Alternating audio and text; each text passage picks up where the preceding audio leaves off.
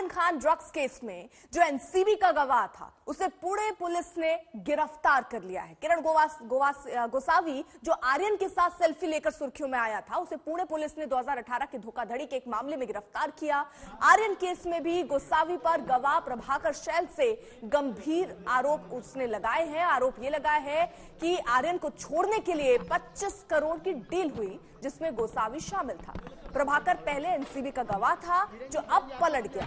प्रभाकर शैल के आरोपों के जवाब में गोसावी ने एक वीडियो भी जारी किया और कहा कि बीते 5 दिनों में प्रभाकर शैल को कितने ऑफर मिले हैं ये उसके कॉल रिकॉर्ड से साफ हो जाएगा।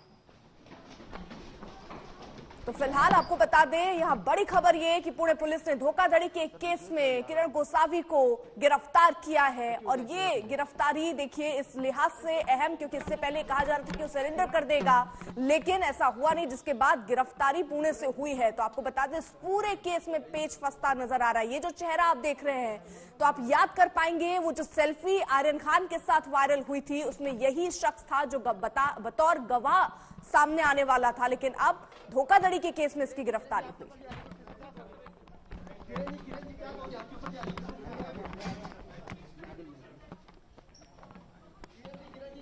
की जे काही तो बोलतोय की त्याला इथे उभं केलं होतं, तिथे उभं केलं होतं, एवढे पैसे घेतले, तेवढे पैसे घेतले। सॅम डिसोजा सोबत संभाषण कोणाचे झालेले आहेत, किती पैसे कोणी घेतलेले आहेत, प्रभाकर साईलला गेल्या 5 दिवसांमध्ये काय ऑफर आलेले आहे, त्याच्या मोबाईलवरनं तुम्हाला स्पष्टपणे समजेल। मी मीडियाला एवढीच विनंती करतो की प्रभाकर साईल आणि त्याचे दोन्ही भाऊ यांचे सीडीआर रिपोर्ट आणि यांचे मोबाईल कन्व्हर्सेशन काढावे, मोबाईल चॅट्स काढाव्या। माझे मोबाईल चॅट्स काढा प्रभाकर सोबत, जर मी कुठे बोललोय की बाबा इतना पैसा लेके आ, उतना पैसा लेके आ, माझा धंदा है इंपोर्ट एक्सपोर्टचा। तो अपनी सफाई में इसने वीडियो भी जारी किया, लेकिन ये पूरा मामला क्या है जरा आपको जल्दी से बता देते हैं। 2018 का पुणे के फरसखाना थाने का ये मामला है, जहां पर चिन्मय देशमुख नामक एक युवक ने ये केस दर्ज कराया था। चिन्मय ने मलेशिया में नौकरी दिलाने के नाम पर पैसा ठगने का आरोप किरण गोसावी पर लगाया। नौकरी दिलाने के नाम पर 3 लाख की ठगी का आरोप किरण गोसावी पर है, जिसको लेकर गिरफ्तारी हुई है। पैसे मांगने पर जान से मारने की धमकी देने का भी आरोप किसी और पर नहीं, किरण गोसावी पर ही ये आरोप लगे हुए हैं। तो ये पूरा मामला हमने आपको बताया। वहीं अब ये चर्चा में क्यों है ये भी आपको बता दें। धोखाधड़ी के केस में पुणे पुलिस ने अब जब गिरफ्तार किया, इससे पहले आर्यन खान के साथ जो फोटो सामने आई थी और किरण गोसावी को गवाह के तौर पर पेश किया गया था, तब से चर्चा में आए। आर्यन खान केस में स्वतंत्र गवाह है किरण गोसावी।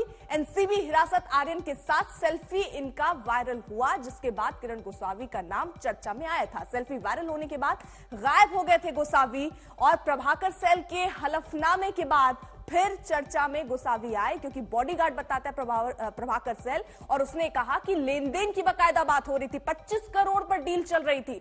सेल के मुताबिक गोसावी ने शाहरुख से 25 करोड़ वसूली की कोशिश की थी, जिसमें 18 में डील डन भी हुई थी और 8 करोड़ तो समीर वानखेड़े को ही पहुंचने थे सीधे तौर पर। तो किरण गोसावी सरेंडर करने के लिए परेशान था। ड्रग्स केस में वो गायब था, लेकिन उसकी गिरफ्तारी हुई पुणे के धोखाधड़ी के एक मामले में। गिरफ्तारी से पहले आर्यन मामले को लेकर देखिए उसने क्या कहा था। जिस दिन ये रेड हुई है, सारे कनेक्शन उसी दिन पे सामने आए, मतलब एक दूसरे से मुलाकात हुई है। कभी नहीं गया था मैंने वानखेड़े सर को सिर्फ टीवी पे ही देखा था कि ये पार्टी जहाँ पे होने वाली थी वहां से एनसीबी का ऑफिस केवल 400-500 मीटर पे था। तो हमने ऑनलाइन जब भी सर्च किया कि नियर बाय ऑफिशियल कौन सा है, कहाँ पे जा सकते हैं, तो हम एनसीबी के ऑफिस में चले गए। एनसीबी को पहले भी फोन आया है, एक दिन पहले रात को उनके पास में नाम भी आए थे और एक पार्टी होने वाली है, लेकिन वो लगभग 4 से 5 नाम थे उनके पास में। और फिर हमारे जब भी 27 नेम्स देखे उन्होंने, तो उनको कुछ हमारे टिप में कुछ इंफॉर्मेशन ज़्यादा लगी, तो उन्होंने हमको अप्रोच किया। विटनेस का पैसे के लिए थोड़ी कोई करता है। मेरा इंपोर्ट एक्सपोर्ट का बिजनेस है, मेरा ट्रेडिंग का बिजनेस है, उसमें से मेरे को अच्छा पैसा आ जाता है, और विटनेस में अगर पैसा मिलता रहता तो हम विटनेस वाले ही काम करते रहते। फिर क्यों काम करते हो विटनेस के लिए? सर, तो आज तक मैंने जो 14-15 केसेस की है, काशीमीरा हो गया, ठाना हो गया, भिवंडी हो गया, जो गो मास का, वो तो इससे भी बड़ी चीज़ है। आज किसी एक्टर के लड़के का नाम आया तो आज ना हमारा नाम उठा दिया कि आतंकवादी के भी ऊपर मुझे गुनहगार बना दिया है आज। अरविंद ओझा हमारे साथ हमारे सहयोगी इस वक्त जुड़ चुके हैं। अरविंद, देखिए, वो गोसावी जो कि स्वतंत्र गवाह था, अब धोखाधड़ी के केस में उसकी गिरफ्तारी हुई है। ये जांच किस तरीके से आगे बढ़ रही है? देखिए, मैं पहले बताऊं कि जो किरण गोसावी है, जो स्वतंत्र गवाह था नारकोटिक्स कंट्रोल ब्यूरो का, वो धोखाधड़ी के केस में ही गिरफ्तार हुआ है। पुणे पुलिस उससे धोखाधड़ी के मामले में ही आगे पूछताछ करेगी। लेकिन किरण गोसावी की इंपॉर्टेंस क्यों है, क्यों सुर्खियों में है? जिस तरीके से एक इसका जो बॉडीगार्ड था प्रभाकर, उसने आरोप लगाया था कि किस तरह से जो आर्यन है उसकी जब गिरफ्तारी नारकोटिक्स कंट्रोल ब्यूरो की टीम ने की थी, तो कैसे शाहरुख खान से जो पैसे डिमांड किए जा रहे थे, तो इस तरह के कई आरोप लगाए थे नारकोटिक्स कंट्रोल ब्यूरो पर भी और किरण गोसावी पर भी। तो इस वजह से किरण गोसावी काफी सुर्खियों में था। लेकिन फिलहाल की अगर बात की जाए, जो गिरफ्तारी है वो चीटिंग के केस में हुई है, धोखाधड़ी के केस में हुई है। अभी तक किसी तरह की कंप्लेन जो है उगाही की या एक्सटॉर्शन की, वो पुणे पुलिस को नहीं गई है। तो जांच सिर्फ धोखाधड़ी का जो केस है जिसमें किरण गोसावी की है, उसी में उसकी गिरफ्तारी हुई है। मुंबई पुलिस भी जो प्रभाकर से पूछताछ कर रही है लगातार, लेकिन एफआईआर अभी तक दर्ज नहीं हुई है। बहुत मुमकिन है कि किरण गोसावी को नारकोटिक्स कंट्रोल ब्यूरो की वो टीम जो विजिलेंस इंक्वायरी के लिए आई है, वो सम्मन करके पूछताछ के लिए बुलाए, हकीकत जानने की कोशिश करे, जिसमें समीर वानखेड़े पर आरोप लगे हैं। लेकिन फिलहाल की बात की जाए तो एक्सटॉर्शन के केस में न तो पुणे पुलिस के पास कोई कंप्लेन है और मुंबई पुलिस के पास अभी जरूर प्रभाकर है, लेकिन उससे पूछताछ हुई है, कोई एफआईआर दर्ज नहीं है। तो फिलहाल की बात की जाए तो सुर्खियों में किरण गोसावी जरूर है, क्योंकि वो एक स्वतंत्र गवाह था और एक्सटॉर्शन के ऊपर आरोप लगे। लेकिन फिलहाल गिरफ्तारी एक धोखाधड़ी के पुराने केस में हुई है। पुणे कमिश्नर है, वो 11 बजे प्रेस कॉन्फ्रेंस करेंगे इस पूरे मामले पर। क्या कुछ वो कहते हैं वो बिल्कुल, यानी अरविंद, नजर उस प्रेस कॉन्फ्रेंस पर भी होगी जो 11 बजे होनी। आप रही जरा सा, आर्यन की गिरफ्तारी के बाद रिश्वतखोरी कांड की जांच जहां चल रही है, वहीं आज दोपहर 2:30 बजे बॉम्बे हाईकोर्ट में आरोपियों की जमानत पर फिर सुनवाई है और आज एनसीबी के वकील अपना पक्ष रखेंगे। वहीं किरण गोसावी की गिरफ्तारी से अब एनसीबी बनाम राज्य पुलिस की तनातनी तय है। दरअसल एनसीबी के गवाह गोसावी गिरफ्तारी उस वक्त हुई जब उसके बॉडीगार्ड ने, प्रभाकर सेल ने, यह आरोप लगाया कि उसने आर्यन खान को छोड़ने के लिए शाहरुख खान से 25 करोड़ रुपए की डील की, जिसमें से 8 करोड़ रुपए तो सीधे समीर वानखेड़े को दिए जाने थे। उसने मुंबई पुलिस में इसकी शिकायत भी कर दी और मुंबई पुलिस ने मामला दर्ज कर जांच के लिए 4 अफसरों की टीम बना दी। इन आरोपों पर एनसीबी की विजिलेंस टीम भी जांच कर रही है। कल उसने वानखेड़े से 4 घंटे की पूछताछ की है और इस बीच इंतजार ये कि नवाब मलिक अब क्या धमाका करने वाले हैं। कल उन्होंने क्रूज पर मौजूद ड्रग्स माफिया का वीडियो जारी करने की बात कही थी।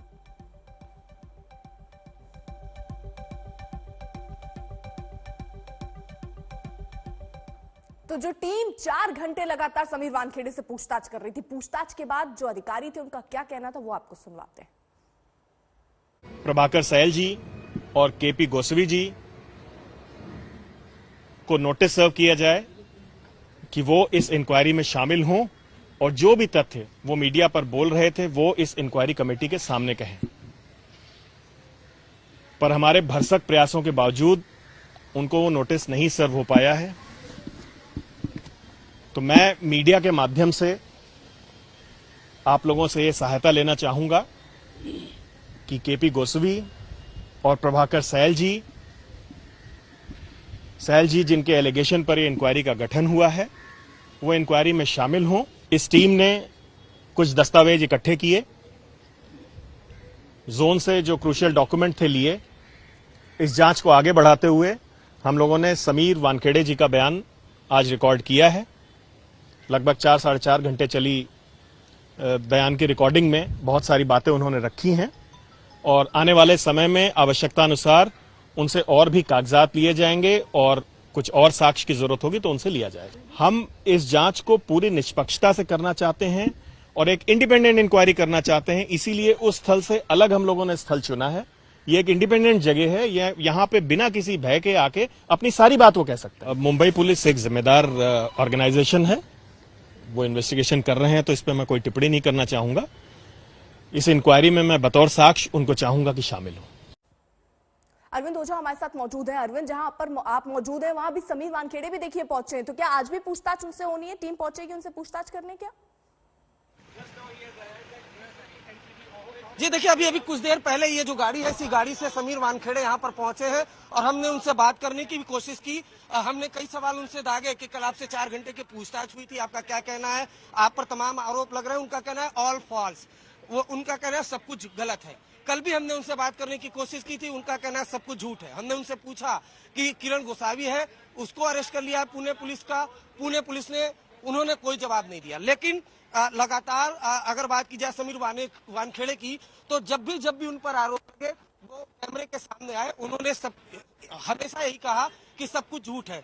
अगर आपने सुना होगा ज्ञानेश्वर सिंह को, उनका कहना है कि जो कंप्लेनेंट है हमने उनको सम्मन किया है, वो नहीं आ रहे। और अभी तक का स्टेटस बताऊं, विजिलेंस जो इंक्वायरी हो रही है वो हो रही है प्रभाकर जिसने एफिडेविट दिया था, हालांकि अदालत में वो एफिडेविट गया नहीं है। ठीक है अरविंद, रोक रही हूँ मैं आपको, क्योंकि आप जिस बात का जिक्र कर रहे हैं कि समीर वानखेड़े जब पहुंचे उनसे बात करने की आपने कोशिश की, उस वक्त क्या कहते और क्या कहने से बचने की कोशिश कर रहे थे समीर वानखेड़े? सुनिए जरा।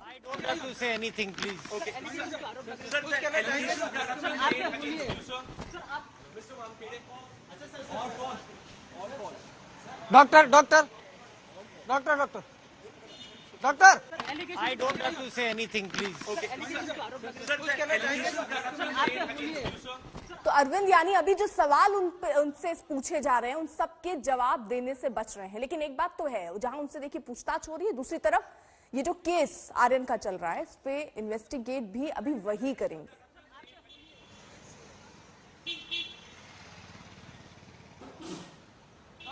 अरविंद जी अगर आप सुन पाए तो मैं सवाल दोहरा दूं। देखिए, एक तरफ जांच तो चल रही है, 4 घंटे की कल पूछताछ हुई, अभी वो कह रहे हैं मैं कुछ भी कहने की स्थिति में नहीं हूं, कुछ भी वो बोल नहीं रहे हैं। लेकिन अभी ये जो जांच है वो तो पूरी समीर वानखेड़े ही करेंगे अभी आर्यन खान से जुड़े मामले की। क्या कहना चाहेंगे sir? I don't have to say anything, please. Okay. Sir आप मिस्टर वानखेड़े, अच्छा सर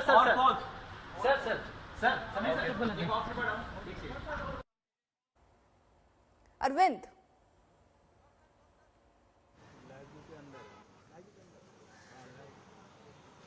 तो ये समीर वानखेड़े को हम सुन रहे थे, जब वो पहुंचे हैं दफ्तर तो उनसे जब सवाल पूछे गए तो उन्होंने कहा कि सारे झूठ हैं, जो मुझ पर आरोप लग रहे हैं सारे झूठे आरोप हैं। अरविंद, लेकिन अभी जांच तो समीर वानखेड़े ही करने वाले हैं, पूछताछ अभी उनसे भी होगी, लेकिन वो भी आर्यन केस से जुड़े लोगों के साथ पूछताछ करेंगे। जी बिल्कुल, देखिए जो जांच है अभी थमी हुई है। हालांकि जांच क्रूज ड्रग्स बस्ट जो केस है उसकी जांच तो समीर वानखेड़े ही कर रहे हैं, अभी तक उन्हें जांच से हटाया गया नहीं है और न इस तरह का नारकोटिक्स कंट्रोल ब्यूरो की तरफ से कोई कमेंट्स ही आया। जांच समीर वानखेड़े ही कर रहे हैं। और आपको बताऊं कि जो बिल्डिंग है, कुछ देर पहले समीर वानखेड़े यहाँ पर पहुंच गए हैं। दिल्ली से जब से मुंबई आए हैं वो लगातार इस दफ्तर में बैठे हैं। यहीं पर 3rd फ्लोर पर एनसीबी का दफ्तर है, जहां पर इस पूरे मामले की जांच होती है। ज्ञानेश्वर सिंह भी कल आए थे और समीर वानखेड़े से मुलाकात हुई। ज्ञानेश्वर सिंह जो विजिलेंस इंक्वायरी कर रहे हैं, जब वो यहाँ से निकले तो हमने समीर वानखेड़े भी यहाँ से निकले, हमने उनसे पूछने की कोशिश की। उनका फर्स्ट रिएक्शन आज तक पर यही था कि सब है। हालांकि उसके बाद समीर वानखेड़े से 4 घंटे की पूछताछ ज्ञानेश्वर सिंह ने की, लेकिन सवाल ठीक है अरविंद, आप नजर बनाए रखिए, अब आगे क्या होता है उस पर भी हमारी नजर रहेगी। समीर वानखेड़े फिलहाल दफ्तर पहुंचे, वो तस्वीरें हमने आप तक पहुंचाई। उनसे कल 4 घंटे तक की पूछताछ हुई थी, आगे कैसे ये पूछताछ आगे बढ़ेगी और ये पूरी जांच किस दिशा में बढ़ रही है उस पर भी नजर। यूपी एटीएफ ने कल रात एक एनकाउंटर में मुख्तार अंसारी गैंग के एक शार्प शूटर को मार गिराया। शार्प शूटर का नाम अली शेर उर्फ डॉक्टर है। झारखंड में बीजेपी नेता की हत्या के सिलसिले में उस पर 1 लाख रुपए का इनाम था। यूपी एसटीएफ की बड़ी कामयाबी, बीजेपी नेता का कातिल मुठभेड़ में ढेर। 1 लाख का इनामी अली शेर एनकाउंटर में ढेर। लखनऊ के मरियाव इलाके में बीती रात हुए एक सनसनीखेज एनकाउंटर के बाद की ये तस्वीर है। इस एनकाउंटर में यूपी एसटीएफ ने मुख्तार अंसारी गैंग के शार्प शूटर अली शेर और उसके साथी कामरान को मार गिराया। अली शेर उर्फ डॉक्टर पर 1 लाख रुपए का इनाम था। वो मुख्तार अंसारी के IS 191 गैंग का शार्प शूटर था। आरोप है कि पिछले महीने की 22 तारीख को झारखंड में बीजेपी नेता जीतनराम मुंडा की हत्या कर फरार चल रहा था। उस पर आजमगढ़ में एक बीएसपी नेता की हत्या का भी आरोप है। अभी तक जो पता चला है कि उसमें एक अली शेर है जिसपे 1 लाख का इनाम है, और ये IS 191 गैंग मुख्तार अंसारी का जो गैंग है इसका शार्प शूटर है, प्रोफेशनल किलर है। जितनी हत्याएं इसने यहाँ की हैं, कई हत्याएं इसने अदर स्टेट्स में की हैं, जिसकी अभी जानकारी की जा रही है। और साथ में इसका सहयोगी था बन्नू उर्फ कामरान, जो कि इसके साथ लगभग घटनाओं में साथ में रहता था, रैकी करने में। STF के मुताबिक शार्प शूटर अली शेर के लखनऊ के मरियाव इलाके में होने की सटीक सूचना पर घेराबंदी की गई थी, लेकिन पुलिस से घिरते ही अली शेर और उसके साथी ने फायरिंग शुरू कर दी। इसी फायरिंग में दोनों बदमाश जख्मी हो गए। बाद में इलाज के दौरान अस्पताल में दोनों की मौत हो गई। कुमार अभिषेक, लखनऊ, आज तक। सिंघू बॉर्डर पर किसानों और पुलिस के बीच झड़प हो गई। क्या है ये मामला, आइए आपको दिखाते हैं।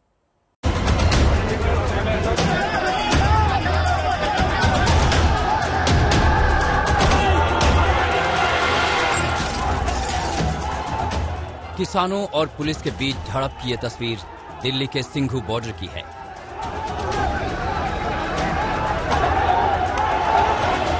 ये किसान सिंघू बॉर्डर पर मारे गए लखविंदर सिंह के उस जगह पर हवन करना चाहते थे जहां लखविंदर की हत्या हुई थी, लेकिन पुलिस ने जब उन्हें रोकने की कोशिश की तो किसान पुलिस वालों से भिड़ गए। किसानों की भीड़ को रोकने के लिए पुलिस ने लाठीचार्ज का सहारा लिया।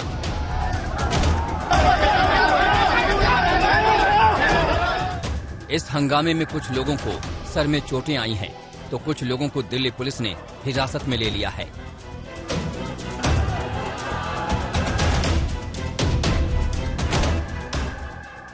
कल शाम से ही बड़ी तादाद में किसानों का सिंघू बॉर्डर पर पहुंचना शुरू हो गया था। उत्तराखंड और यूपी से ये किसान पहुंचे थे और शाम ढलते ढलते किसानों का बड़ा हुजूम उमड़ पड़ा।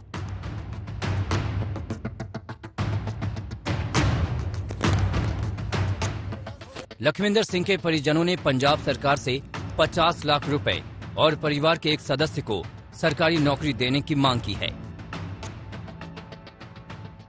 पुलिस प्रशासन का पूरा सहयोग किया।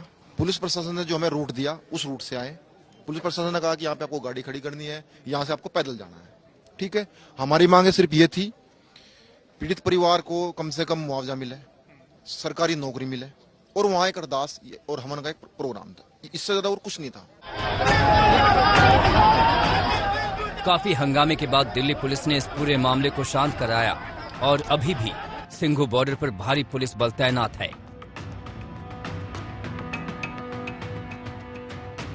उधर सिंघू बॉर्डर की दूसरी तरफ निहंगों का जत्था भी मौजूद है। निहंगों की बैठक में तय किया गया कि सिंघू बॉर्डर पर निहंगों का जत्था डटा रहेगा। गौरतलब है कि लखबीर की हत्या में 4 निहंगों ने अपनी गिरफ्तारी दी थी।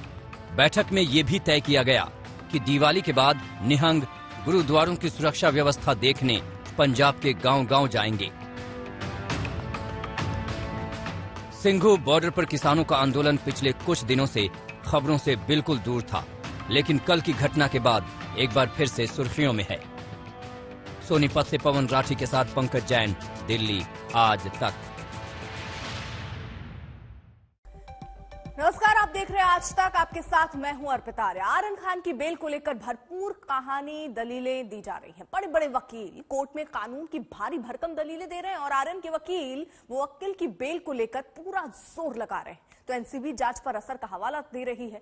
देखिए, एक दिन पहले 2.5 घंटे चली बहस में किस पक्ष ने क्या क्या कहा, कैसे कैसे अपने दावे को कानूनी नजरिए से सही ठहराने की कोशिश की। ये ग्राफिक्स के जरिए हम आपको समझाने की जरा कोशिश करते हैं कि जहां पर आर्यन के वकील ने कहा कि आर्यन के पास से तो कोई ड्रग्स मिली ही नहीं। ये बात वकील बार बार कह रहे हैं। इसके साथ ही साथ ये बात भी वकील के द्वारा कही गई कि टेस्ट भी, मेडिकल टेस्ट भी उनका नहीं हुआ। एनसीबी के वकील क्या कह रहे हैं? इंटरनेशनल ड्रग्स कनेक्शन एनसीबी को नजर आ रहा है और उसी के तहत जांच को आगे बढ़ाना चाहते हैं। आर्यन के वकील अब दलील देते हैं कि ठोस सबूत नहीं अभी तक मिला है और एनसीबी कोई भी ठोस सबूत चैट के अलावा कोर्ट के सामने नहीं रख पाई। हालांकि कल जो सुनवाई उसमें चैट भी नहीं रखी गई सामने। वही एनसीबी के वकील ये कहते नजर आए कि सबूत से छेड़छाड़ का खतरा है, इसलिए आर्यन को जमानत नहीं दी जानी चाहिए। आर्यन के वकील इस पर दलील देते हैं कि आरोपियों से उनका कोई संबंध नहीं है। अभी तक आपने जेल में रखकर तहकीकात कर लिया, लेकिन कोई ठोस सबूत आप नहीं जुटा पाए। इसके जवाब में एनसीबी के वकील कहते हैं कि गवाहों को बाहर अगर निकलते हैं तो प्रभावित कर सकते हैं और यही खतरा है, इसीलिए उनको जमानत नहीं मिलना चाहिए। और ये ग्राउंड लगातार एनसीबी, जितनी बार भी उनकी सुनवाई हुई है, एनसीबी की तरफ से यही कहा गया कि वो जांच को प्रभावित कर सकते हैं। लेकिन जो आर्यन की वकील है वो बार बार यही दलील दे रहे हैं कि ड्रग्स तो मिला ही नहीं, साथ ही साथ आर्यन ने उस वक्त ड्रग्स का सेवन किया या नहीं किया, इसके लिए कोई मेडिकल टेस्ट भी नहीं कराया गया था। वो कराया जाना चाहिए था, जिससे यह स्पष्ट हो पाता कि आर्यन ने ड्रग्स ली या नहीं ली। सीधे तौर पर जो चैट सामने आई है उन्हीं को लेकर एनसीबी अब उसको आधार बना रही है और ये कह रही है कि ये जो चैट्स है ये इस तरफ इशारा कर रहे हैं कि कोई इंटरनेशनल कनेक्शन ड्रग्स से जुड़ा आर्यन खान का हो सकता है और इसी पहलू पर वो जांच को आगे बढ़ाना चाहते हैं। और एनसीबी की तरफ से तो दलील ये भी कि अगर उन्हें छोड़ दिया जाता है तो वो जांच प्रभावित कर सकते हैं।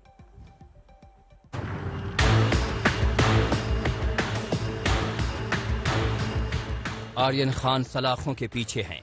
उनकी कारगुजारियों ने उन्हें उस मुकाम पर लाकर कैद कर दिया है जहां से बाहर की दुनिया बड़ी दूर नजर आती है। ये दूरी सुनवाई के साथ बढ़ती जा रही है, क्योंकि कल भी कोर्ट में कोई नतीजा नहीं निकला। वकीलों ने दलीलें तो दी, लेकिन दलीलें इतनी लंबी चली कि समय निकल गया और समय का निकल जाना बता रहा था कि बीती रात भी आर्यन खान की रिहाई की रात नहीं है। कल रात भी आर्यन को आर्थर रोड जेल की ऊंची 4 दीवारियों में सलाखों के पीछे ही रहना पड़ा। आज दोपहर फिर जमानत पर सुनवाई होगी। सेक्शन 29 जो है वो एनडीपीएस का वो कंप्लीट नहीं है अब हमारे सबमिशन में, और इसीलिए हम कोर्ट को भी ये रिक्वेस्ट किया है कि 29 सेक्शन के ऊपर कुछ ऑब्जर्वेशन आना जरूरी है, क्योंकि 29 सेक्शन जो है वो सिर्फ कॉन्स्पिरेसी की बात करता है, लेकिन किस तरह की कॉन्स्पिरेसी, स्मॉल क्वांटिटी की, इंटरमीडिएट की या कमर्शियल के लिए, उसके बारे में ये साइलेंट है। 26 तारीख को आर्यन के वकील ने अपनी दलीलें तो दी, तो वहीं कल केस में 2 आरोपी अरबाज मर्चेंट और मुनमुन के वकीलों ने दलीलें रखी।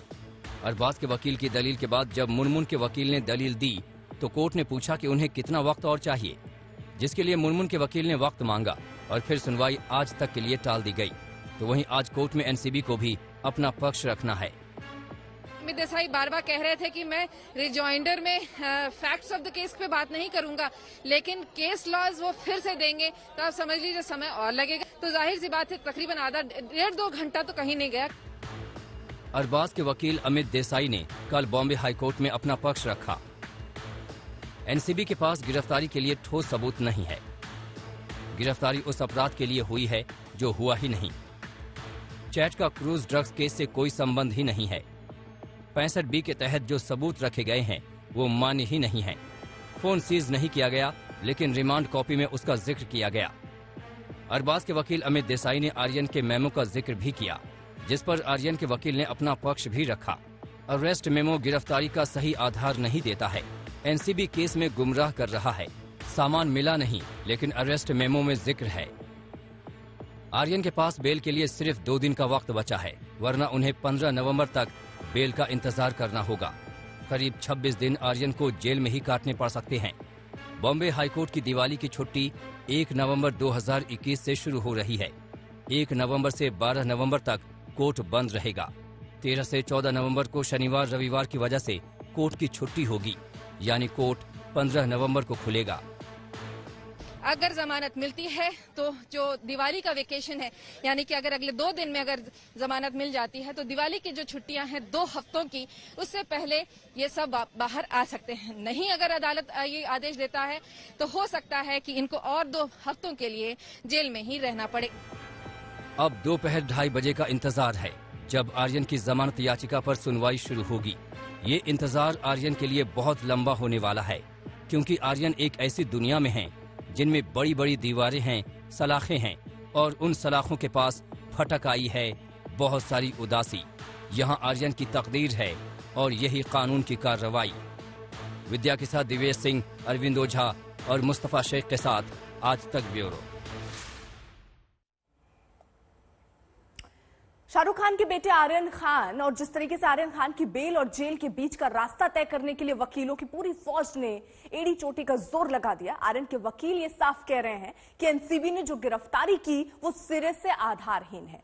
तो एनसीबी वही रट लगा रही है कि बेल मिली तो जांच पर असर होगा।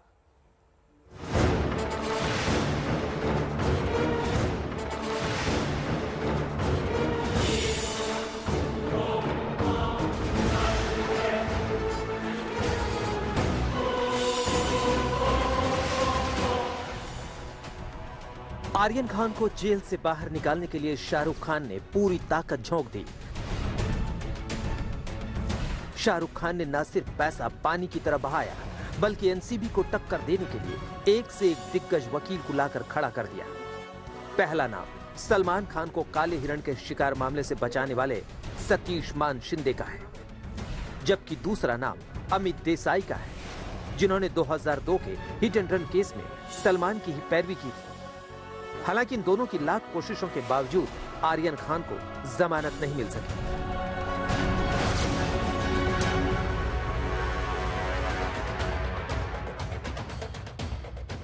और जब केस बॉम्बे हाईकोर्ट में पहुंच गया तो शाहरुख खान ने देश के नामचीन वकील मुकुल रोहतगी को आर्यन खान की पैरवी के लिए उतार दिया।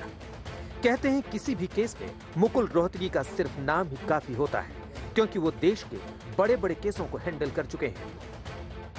लेकिन शाहरुख खान को किसी भी कीमत पर आर्यन खान की जमानत चाहिए थी। आज हम आपको दिखाएंगे कि कैसे आर्यन खान ड्रग्स केस में भारत के पहले additional solicitor general of India रह चुके हैं। मुकुल रोहतगी ने कैसे दलीलें रखी, कैसे एनसीबी की हर बात की काट निकालने की कोशिश की। आज हम आपको मुकुल रोहतगी की एक एक दलील आपको दिखाएंगे। पहले आपको बता दें कि मुकुल रोहतगी को किसी के लिए केस लड़ना भी आसान नहीं है। आर्यन की जमानत पर सुनवाई के लिए मुकुल रोहतगी बॉम्बे हाईकोर्ट में पेश होने के लिए सोमवार देर रात मुंबई पहुंचे थे। सुप्रीम कोर्ट के वरिष्ठ वकील, जिनके लिए लोकप्रिय है कि वो एक सुनवाई के लिए अपने क्लाइंट से 10 से 20 लाख रुपए तक की फीस ले लेते हैं। आर्यन की जमानत के लिए मुकुल रोहतगी ने दलीलें देना शुरू किया और इन दलीलों के दम पर आर्यन खान की जमानत की पैरवी की। 2 अक्टूबर से लेकर अब तक एनसीबी ने आर्यन के खिलाफ जितने भी सबूत पेश किए, उन पर मुकुल रोहतगी ने बोलना शुरू किया। पहले दिन की सुनवाई में मुकुल रोहतगी ने कहा, आर्यन कोविड के दौरान भारत लौटे हैं। वो कैलिफोर्निया में पढ़ रहे थे।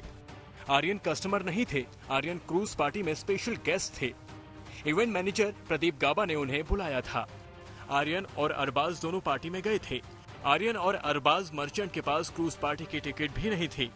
आर्यन के पास कोई बरामदगी भी नहीं हुई है। उनके दोस्त अरबाज मर्चेंट के जूते से 6 ग्राम ड्रग्स मिली थी। ड्रग्स की जांच को लेकर आर्यन का कोई टेस्ट भी नहीं हुआ है। मेरे मुवक्किल को गिरफ्तार करने का कोई आधार नहीं है। यहाँ तक मुकुल रोहतगी ने क्रूज ड्रग्स केस में इस तरह से बचाव किया। इसके बाद एनसीबी ने आर्यन खान की ड्रग्स चैट को सबूत के तौर पर दिखाया। हम आपको बता दें कि एनसीबी के हाथ आर्यन खान और अनन्या पांडे की ड्रग्स चैट लगी है और एनसीबी ने इन ड्रग्स चैट का बड़े खुलासे के तौर पर पेश किया। 6 जुलाई 2019 को शाम 7:39 पर अनन्या लिखती है, गांजा ये अभी डिमांड में है, मैं तुम्हारे लिए चुपके से ले लूंगी, ठीक। दोबारा 7:51 पर अनन्या आर्यन को लिखती है, अब मैं इसी काम में लगी हूँ। उसी दिन रात 9:54 पर आर्यन ने अनन्या से पूछा, तुमने गांजा खरीदा? हाँ, ये मुझे मिल रहा है। 5वां चैट 2 साल बाद का है। 18 अप्रैल 2021 के शाम 3:27 पर आर्यन लिखता है, कल कोकीन लेते हैं। फिर आर्यन एनसीबी के नाम पर डराते हुए लिखता है, मैं तुम सबको पकड़वाता हूँ एनसीबी से। इन ड्रग्स चैट पर आर्यन खान के वकील मुकुल रोहतगी जवाब देते हैं और एनसीबी के जरिए जारी की गई आर्यन खान की ड्रग्स चैट पर तगड़ा वार करते हैं। मुकुल रोहतगी सबसे पहले बोलते हैं, क्या कोर्ट व्हाट्सएप चैट को सबूत के तौर पर स्वीकार करेगा? क्या ये कोर्ट में स्वीकार्य है? एनसीबी ने जिस चैट का हवाला दिया है वो 2018 से 19 की है। जिस क्रूज ड्रग्स पार्टी से कोई लेना देना नहीं है, वो चैट तब हुई जब आर्यन विदेश में थे। मुकुल रोहतगी ने बॉम्बे हाई कोर्ट में एनसीबी के जरिए पेश की गई ड्रग्स चैट को इस तरह से धराशायी करने की कोशिश की। इसके बाद एनसीबी ने कहा, शाहरुख खान की मैनेजर ने गवाहों को प्रभावित करने की कोशिश की। जमानत दी गई तो गवाहों को भी प्रभावित किया जा सकता है और यही आर्यन को जमानत न देने का मजबूत आधार है। आर्यन खान केस की सुनवाई में बचाव पक्ष खुद को बेकसूर बता रहा है, तो एनसीबी ने दलील ये भी दी कि आर्यन खान एक सुपरस्टार के बेटे हैं, वो प्रभावशाली हैं और गवाहों को प्रभावित करने की हैसियत रखते हैं। दोनों की पैरवी सुनने के बाद अदालत ने सुनवाई अगले दिन के लिए टाल दी। अब दूसरे दिन की दलीलें भी आपको सुनवाते हैं। बुधवार को कोर्ट में अरबाज मर्चेंट का भी केस लड़ रहे वकील अमित देसाई ने अपने दलीलों की शुरुआत आर्यन खान की जमानत के पक्ष को रखते हुए शुरू की। अमित देसाई ने जज से कहा कि आप आर्यन खान का अरेस्ट मेमो देखिए। एनसीबी के पास गिरफ्तारी का कोई ठोस सबूत नहीं है। गिरफ्तारी उस अपराध के लिए हुई है जो हुआ ही नहीं। अरबाज के पास से सिर्फ 6 ग्राम चरस मिला था। एनसीबी जिस साजिश की बात कर रही है उसे साबित करने के लिए एनसीबी ने व्हाट्सएप चैट कोर्ट में पेश किए हैं। इन चैट्स का गिरफ्तारी से कोई लेना देना ही नहीं है। 65B के तहत कोर्ट में एनसीबी के ये सबूत मान्य नहीं है। तमाम सबूतों, जिरह और बहस के साथ दोनों पक्षों ने अपनी अपनी दलीलें रख दी। एनसीबी ने भी आर्यन की जमानत को खारिज करवाने की पूरी कोशिश की और आर्यन के वकीलों ने भी आर्यन को जमानत दिलवाने और जेल से बाहर निकालने के लिए पूरी जान लगा दी। विद्या और मुस्तफा शेख के साथ अरविंद ओझा, मुंबई, आज तक। पहले तो आर्यन खान पर कानूनी शिकंजा कसा और ये जांच करते करते एनसीबी के जोनल डायरेक्टर फंदे में फंसते गए। उगाही से लेकर शादी ब्याह सर्टिफिकेट, धर्म की तरह के हर तरह के आरोपों पर उन पर हमला हुआ और समीर समझ भी नहीं पाए कि ये सब कैसे हुआ। अब एनसीबी खुद अपने अफसर की जांच कर रही है। कल 4 घंटे उनसे पूछताछ हुई। फिलहाल ड्रग्स केस की कमान उनके पास ही रहेगी, लेकिन वो भी अब जांच के घेरे में है। जहां कल एक बार 4 घंटे की उनसे पूछताछ हुई, आने वाले समय में भी उनसे पूछताछ हो सकती है। क्या कुछ करना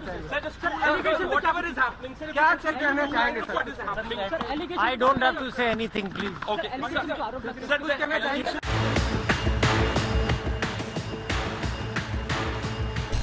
आप सर आरोप लगाए जा रहे हैं। आप जो एसीटी है उनसे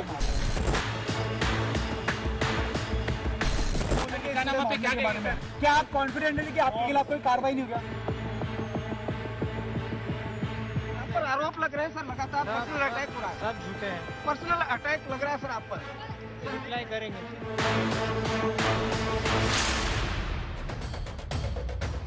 3 अक्टूबर को मुंबई क्रूज ड्रग्स केस में आर्यन खान की गिरफ्तारी के बाद से समीर वानखेड़े चर्चा में हैं। लेकिन महीने भर से भी कम वक्त में एनसीबी का ये तेज तर्रार अफसर आरोपों के चक्रव्यूह में बुरी तरह से घिर गया है।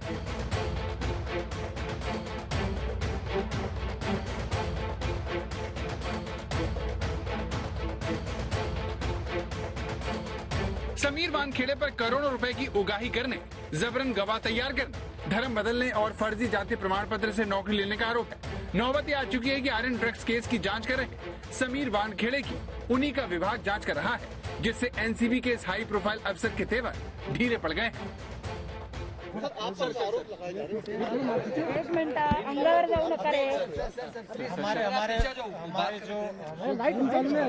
आप जो एसीटी है उनसे पूछिए। कुछ तो बोलेंगे के बारे में। क्या आप कॉन्फिडेंट हैं कि आपके खिलाफ कोई? ये वही समीर वानखेड़े हैं जो कल तक नवाब मलिक को ललकारते थे, मगर अब वो बैकफुट पर दिख रहे हैं। इसकी सबसे बड़ी वजह इस मामले के वो किरदार हैं जिनके दावों और इल्जामों से वानखेड़े मुश्किल में है। पहले किरदार का नाम ड्रग्स केस में गवाह बनाए गए किरण गोसावी का है, जिसने गिरफ्तारी के बाद आर्यन खान के साथ सेल्फी ली थी। लेकिन जब उस पर करोड़ों रुपए की डील करने के सनसनीखेज आरोप लगे तो वो फरार हो गया। किरण गोसावी पर इल्जाम उसी के बॉडीगार्ड प्रभाकर सैन ने लगाए, जिसने दावा किया कि किरण गोसावी शाहरुख खान से 25 करोड़ रुपए की डील करना चाहता था, जिसमें से 8 करोड़ रुपए कथित तौर पर एनसीबी के अफसर और आर्यन केस की जांच कर रहे समीर वानखेड़े को दिए जाने थे। इस मामले में तीसरे किरदार सैम डिसूजा का भी नाम सामने आया, जिसका जिक्र 25 करोड़ की डील में भी हुआ। लेकिन तो जहां एक तरफ अब जांच के घेरे में समीर वानखेड़े हैं, तो वहीं आर्यन खान की मन्नत आज कबूल होती है या नहीं होती, इस पर भी नजर रहेगी। ड्रग्स केस की जांच से समीर वानखेड़े पर आंच आ रही है, लेकिन सवाल यह है कि क्या समीर वानखेड़े पर उन्हीं का विभाग कोई एक्शन लेगा। समीर वानखेड़े की मुश्किल यह है कि उन पर इस वक्त आरोपों की चौतरफा बारिश हो रही है। उनकी जाति से लेकर धर्म तक सवाल उठ रहे हैं। मैं हमेशा कहते आया हूँ, 15 दिन से मैं यही कह रहा हूँ कि मैं मुस्लिम नहीं हूँ, मैं हिंदू हूँ। मेरा नाम ज्ञानदेव कचरूजी वानखेड़े है। तो मेरी दादा परदादा उसके परदादा सभी हम लोग हिंदू है। एक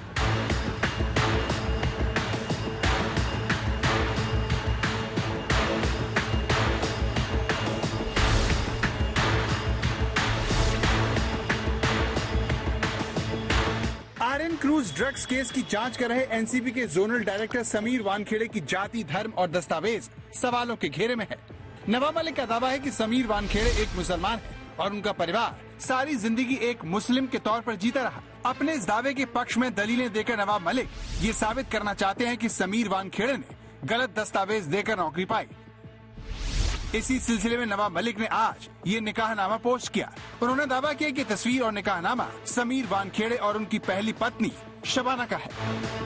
आज मैंने अपने ट्विटर पे एक बहुत सुंदर जोड़ी का एक फोटो डाला है, जो 7 दिसंबर 2006 के दिन लोखंडवाला कॉम्प्लेक्स में जो शादी रचाई गई, निकाह हुआ, उस निकाहनामे को भी उसमें हमने डाला है। 2 बॉक्स उसमें ब्लैंक कर दिए गए हैं। नवाब मलिक ने कहा कि 7 दिसंबर 2006 की रात 8 बजे समीर दाऊद वानखेड़े ने शबाना कुरैशी से अंधेरी के लोखंडवाला कॉम्प्लेक्स में निकाह किया था। इस दौरान 33,000 रुपए बतौर मेहर दी गई। मलिक के मुताबिक इस निकाह का गवाह नंबर 2 यानी अजीज खान समीर दाऊद वानखेड़े की बड़ी बहन यास्मिन दाऊद वानखेड़े का पति था। जब आज तक ने इस मामले की जांच की तो हमने उस काजी को ढूंढ निकाला जिन्होंने निकाह करवाया था। मुजम्मिल अहमद नाम के काजी ने हमें बताया कि साल 2006 में उन्होंने समीर वानखेड़े का निकाह पढ़वाया था। उन्होंने ये भी दावा किया कि वो किसी गैर मुस्लिम का निकाह नहीं करवाते और शादी के वक्त समीर वानखेड़े मुस्लिम थे। ये निकाह आपने पढ़ा? हाँ, मैंने पढ़ाया है, ये बिल्कुल सही है। हाँ। और उस वक्त में समीर, शबाना और इनके बाप, पूरी खानदान सब मुसलमान थे। मौलवी के इस खुलासे के बाद समीर वानखेड़े की पत्नी सामने आई और उन्होंने बताया कि समीर की मां एक मुस्लिम थी और उनकी इच्छा की वजह से ये निकाह किया गया, लेकिन समीर वानखेड़े ने कभी भी अपना धर्म या जाति कानूनी रूप से नहीं बदली। निकाह हुआ था, लेकिन समीर वानखेड़े ने लीगली अपना रिलीजन, अपना कास्ट कभी भी चेंज नहीं किया था। एक सिर्फ मेयर फॉर्मेलिटी थी जो उनकी मदर इन मतलब उनकी मेरी मदर इन लॉ जो अभी नहीं है वो मुस्लिम थे, तो उनकी खुशी के लिए ये निकाह किया गया था। दरअसल समीर वानखेड़े के पिता का नाम ज्ञानदेव वानखेड़े है जो एक दलित हिंदू है। वहीं वानखेड़े की मां का नाम जाहिदा बेगम बानो था। समीर वानखेड़े की एक बहन भी है जिनका नाम यास्मिन है। साल 2006 में समीर वानखेड़े ने डॉक्टर शबाना कुरैशी से निकाह किया और 2016 में दोनों का तलाक हो गया। 2017 में समीर वानखेड़े ने दूसरी शादी क्रांति रेडकर से की।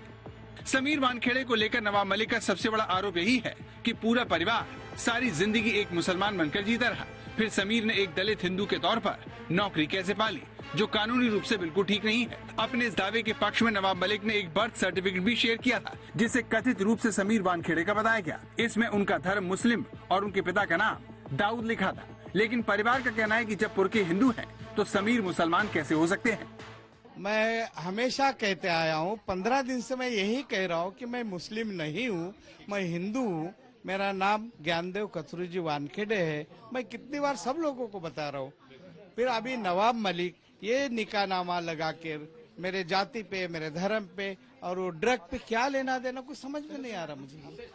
तो समीर वानखेड़े को लेकर एक बड़ा सवाल यही है कि क्या समीर वानखेड़े ने अपना धर्म बदला या नहीं।